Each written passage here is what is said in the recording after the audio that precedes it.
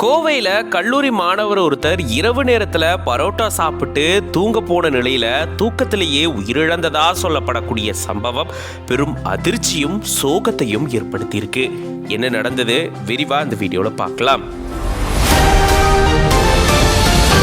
திருப்பூர் மாவட்டத்தை சேர்ந்தவர் ஹேமச்சந்திரன். இவரு கோவை சூலூர் கண்ணம்பாளையம் பகுதியில் இருக்கக்கூடிய ஒரு கல்லூரியில படிச்சுட்டு வந்திருக்காரு.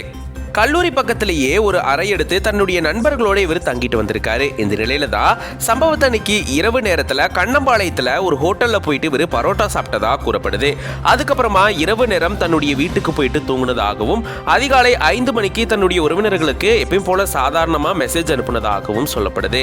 அதை தொடர்ந்து மறுபடியும் மாணவர் ஹேமச்சந்திரன் தூங்க போனதாகவும் காலையில 7 மணிக்கு கல்லூரிக்கு போறதுக்காக மாணவர்கள் அவரை எழுப்பும் பொழுதுதான் ஹேமச்சந்திரன் அசைவு இல்லாம தூங்குனதா கூறப்படுது. உடனடியா அவரை மீட்டு பாப்பம்பட்டியில் இருக்கக்கூடிய ஒரு மருத்துவமனையில சேர்த்திருந்திருக்காங்க. அங்க இவரை பரிசோதனை செஞ்சு பார்த்த மருத்துவர்கள் ஹேமச்சந்திரன் உயிரிழந்துட்டதா தெரிவிச்சிருக்காங்க. இதை தொடர்ந்து போலீசார் வழக்கு பதிவு செஞ்சு விசாரணை மேற்கொண்டுட்டு வராங்க. உடற்கூறு ஆய்வுக்காக இவருடைய உடலை அரசு மருத்துவமனைக்கு அனுப்பி வச்சிருக்காங்க. இது சக மாணவர்கள், பெற்றோர் மற்றும் உறவினர்கள் மத்தியில பெரும் அதிர்ச்சியும் சோகத்தையும் ஏற்படுத்தியிருக்கு.